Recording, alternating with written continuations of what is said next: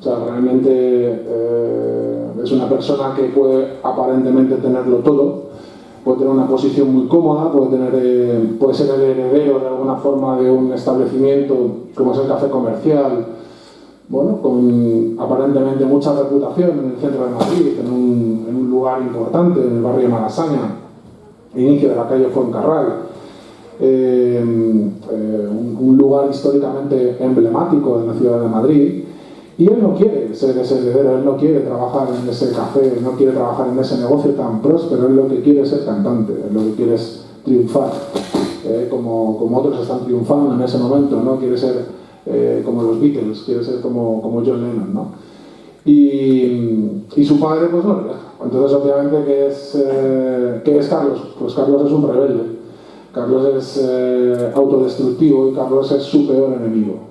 Como nos pasa muchas veces a cada uno de nosotros, que al final somos nuestros peores enemigos.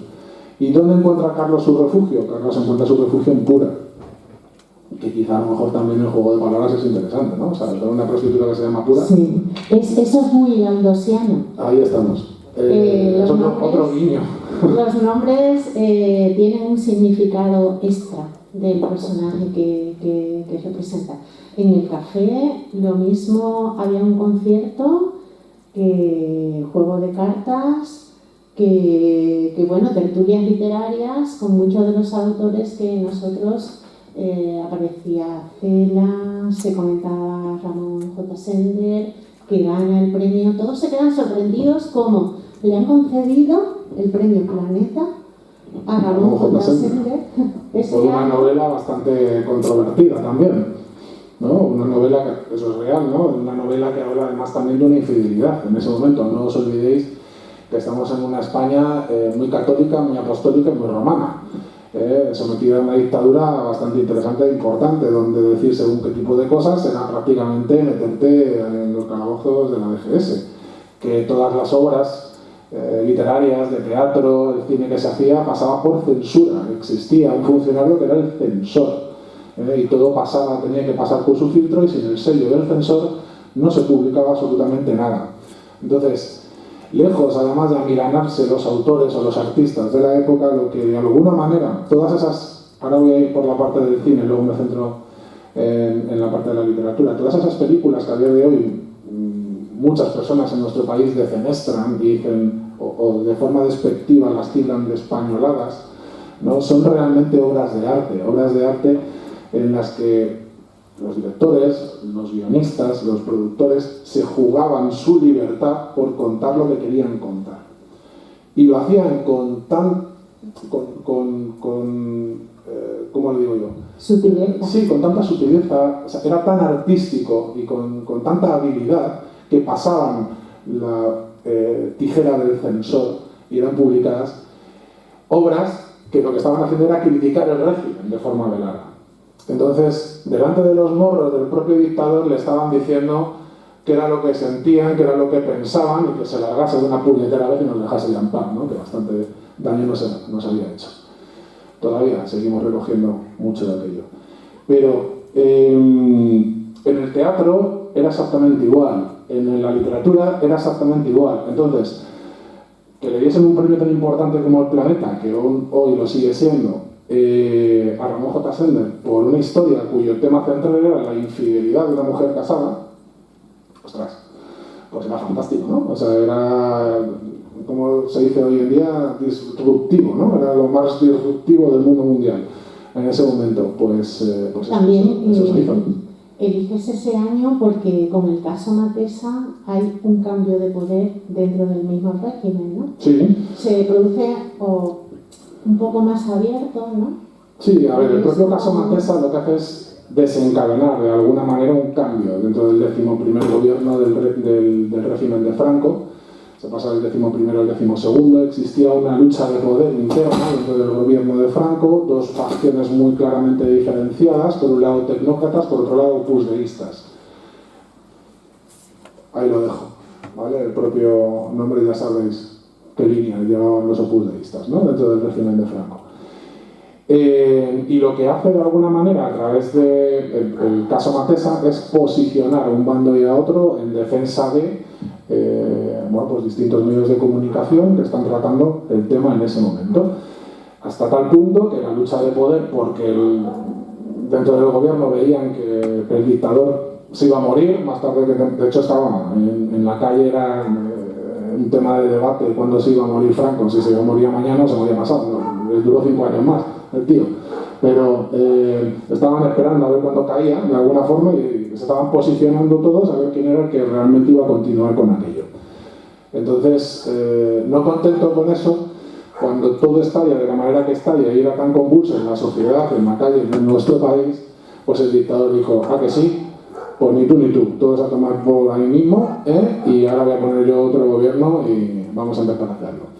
Y eso fue lo que determinó realmente el caso Matesa, ¿no? Un cambio de gobierno, un cambio de nombres, donde estaba pues, Fraga, donde estaba bueno, el almirante Carrero Blanco, ¿no? A mí me gustaría que las dos protagonistas de la novela, las dos hermanas, son muy diferentes porque son chicas independientes que quieren conseguir sus fines y la sociedad se lo pone muy duro, por eso mismo, ¿no? Porque no tienen el respaldo de un hombre, pero son chicas independientes que tienen su independencia económica. Esa que defendía Victoria Woolf en el cuarto de atrás. La verdad es que las describe tan bien que yo cuando conocí a José Carlos me faltó tiempo para hacerle la pregunta. Salgo por la campana. ¿Están basadas en mujeres reales que hayas conocido? Sí. Las dos hermanas Martos, bueno, y Pepita también, están basadas en personas reales. Las hermanas Martos eran dos hermanas, no se llamaban Martos, se apellidaban Mateos. ¿Es el mío? ¿Es el tuyo? ¿Lo que estamos haciendo aquí? ¿Hay un duende o algo? Un leprechaun, que realmente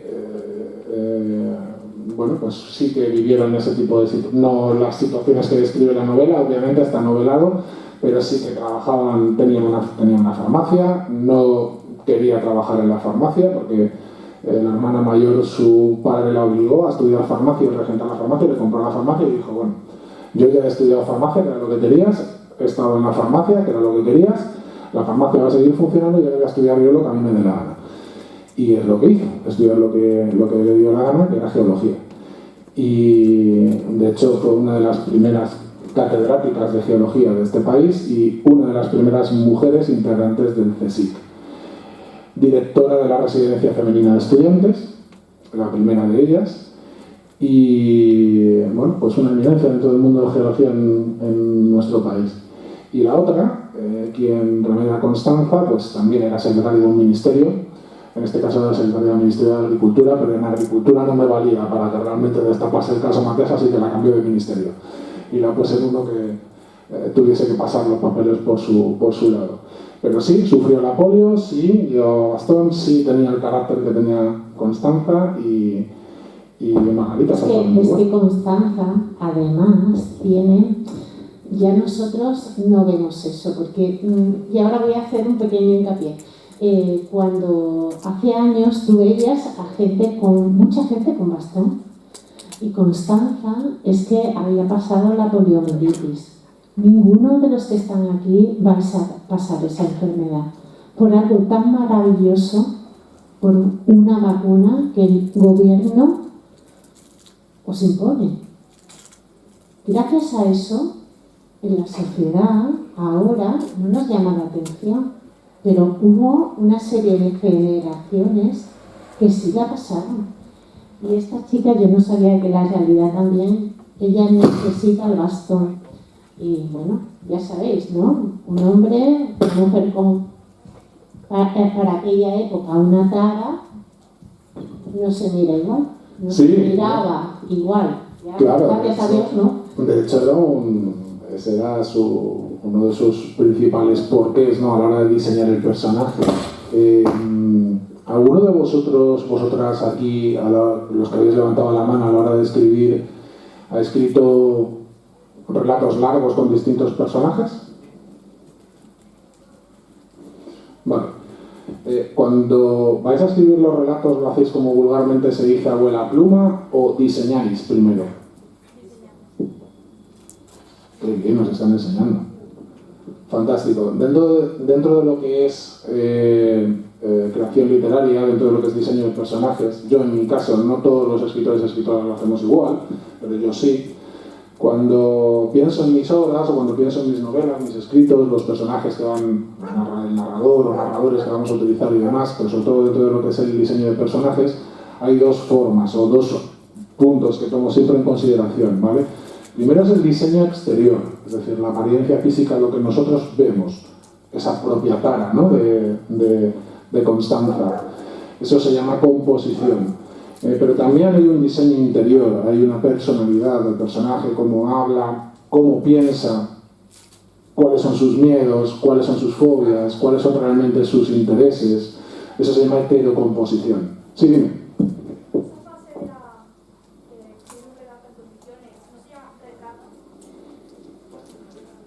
¿Te refieres al personaje?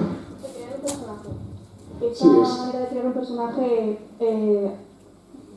bien fundamentado y redondo, ¿no se llama retrato? Sí, es retratar realmente a un personaje.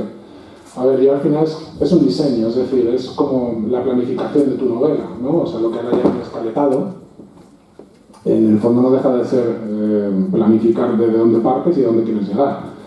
Hay gente que parte de la idea y desde la idea, o hay distintos métodos, el famoso método copo de nieve, ¿no? Que empiezas con una frase, de la frase pasas exactamente a lo mejor a un párrafo, del párrafo pasas a lo mejor a un capítulo y sigues creciendo, ¿no? El método copo de nieve. Pero también lo puedes hacer de otras formas, es decir, yo necesito partir de esa idea, ver de dónde voy a ir y a dónde voy a llegar, qué capítulos voy a tener, cómo lo voy a dividir, qué voy a hablar en cada uno de los capítulos, dónde van a estar mis personajes, hacia dónde quiero llevarlos, cómo van a interactuar unos con otros, etcétera, etcétera. ¿Vale? Entonces necesito saber, ¿no? Muchas veces, sobre todo además también, cada diálogos yo los leo en voz alta para ver cómo me suenan. Entonces, en muchas ocasiones incluso a lo mejor alguno de mis personajes está diciendo alguna cosa que yo luego me quedo así y digo, esto no lo respondería o no lo diría jamás. ¿Por qué? Porque ya sé cómo es mi personaje. Nos pasa exactamente, yo qué sé, pensad en alguien cercano a vosotras, a vosotros, ¿no? Es decir, fulanita tal ha dicho esto. Y en algunas ocasiones, aunque la maldad nos lleve a decir qué tal o qué cual, seguro que pensáis y reflexionáis y decís, pues no me cuadra que fulanita tal haya dicho esto porque le conozco, porque sé cómo es, ¿no? O en otras ocasiones, o me sorprende, pues algo parecido con los personajes. Sí. Bueno, yo primero digo buenos días.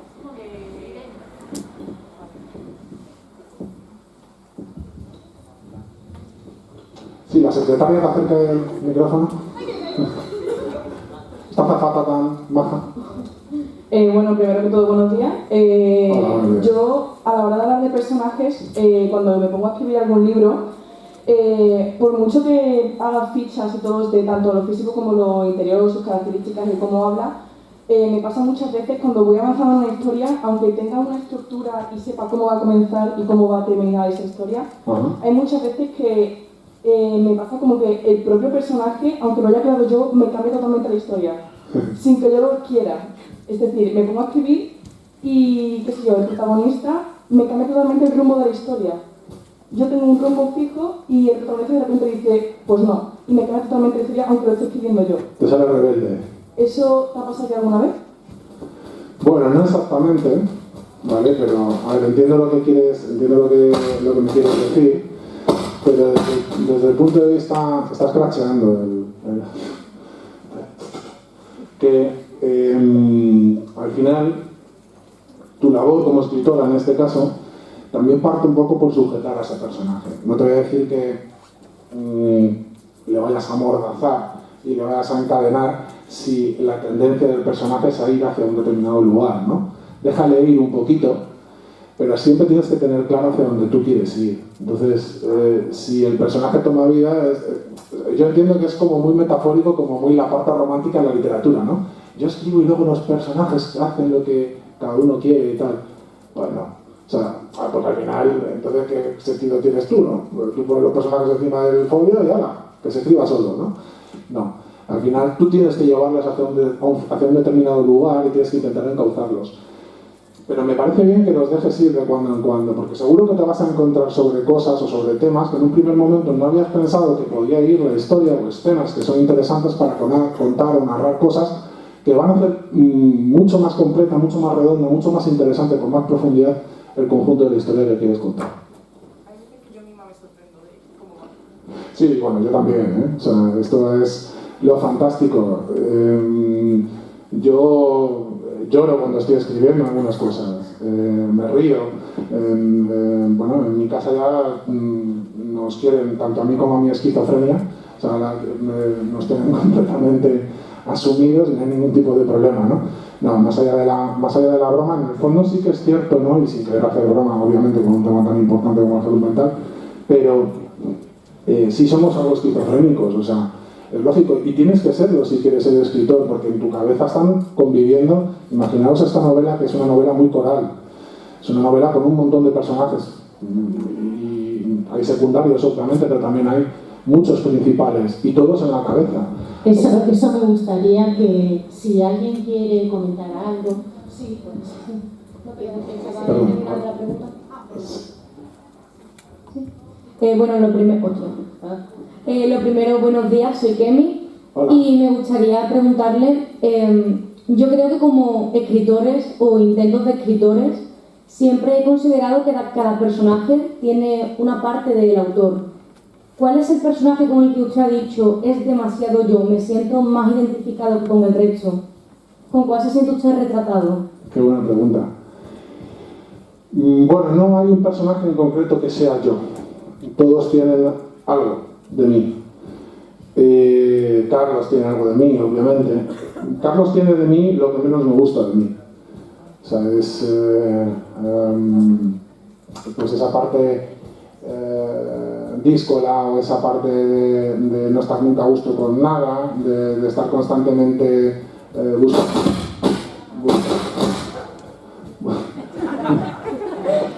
Este micro se autodestruirá en 5 segundos. Sí, esa parte díscola, ¿no? Esa parte, bueno, pues que no termina nunca de estar a gusto con absolutamente nada. Pero Constanza también tiene esa parte de mí de luchar por perseguir un sueño de manera constante, de no rendirse nunca. Bueno, en el fondo yo creo que todos albergamos dentro de nuestro ser una multiplicidad de facetas, ¿no? Y de caras. Entonces somos muy poliédricos, eso es lo interesante. Si fuésemos planos seríamos, no sé si se puede decir o no en un centro, pero un coñazo. Así que... Dicho está. ¿Hay alguien que le quiera formular alguna pregunta? Sí, teníamos aquí delante... Carmen, perdona. Yo ya tenía la mano levantada hace un ratito. En cuanto a lo de le das una vida a los personajes en tu cabeza, lo que dices de la esquizofrenia. No nos pasa que nosotros lo mismo a la hora que lo leemos, porque yo, por ejemplo, le doy mucha vida y me meto mucho en los personajes. Yo voy a tener tanta conexión con los personajes que me creo que es contigo. Eso es lo bueno de escribir. Al final lo que buscamos cuando escribimos realmente es que tú estés allí, ¿no? Este micro nos está afectando de una manera súper divertida. Yo me imagino en un concierto con este micro tiene que ser brutal. Al final, cuando escribes, realmente lo que quieres es que tus lectoras experimenten eso, es decir, vayan allí, estén allí. Yo soy muy visual, a mí me gusta mi forma de ser, ¿sabes? Mi forma de entender el mundo es muy visual. Y a mí me gusta cuando escribo que sea una literatura muy inmersiva, es decir, que puedas estar viviendo con esos personajes, que puedas estar dentro de esas escenas, que puedas estar un poco como cuando yo leo, ¿no? O sea, retrotraerme o salirme un poco de esa escena y estar mirando desde arriba qué es lo que están haciendo los personajes y verlos como si estuvieses dentro de una especie de película, una escena, una serie o algo así, ¿no? Entonces, sí, entiendo que además es la manera en la que yo tengo de escribir y cuando luego lo leéis, pues espero que sea exactamente igual, ¿no? Sí. Hola. Hola. En Entonces, ¿cómo se te ocurrió la idea de la novela que no la llega a explicar? Esto me pasa muchas veces, que como hablo tanto, al final no sé lo que digo o lo que no. Tienes razón, perdonad. La idea de la novela surge un desayuno de verano en el año 2015, leyendo el periódico. La prensa es una de las manías que tengo cuando me levanto, que leo todo tipo de prensa, hasta la que no me gusta, fundamentalmente la que no me gusta. Y vi un titular en el que ponía exactamente: cierra el mítico Café Comercial de Madrid. Y os va a parecer absurdo, pero me puse a llorar. Entonces, leyendo la noticia, el cuerpo de la noticia, y al final, cuando termine de explicaroslo, entenderéis el porqué, pues iba a transformar en una especie de, bueno, iba a formar parte bueno, iba a comprar una marca muy reconocida, de una cadena, bueno, pues de otras cosas.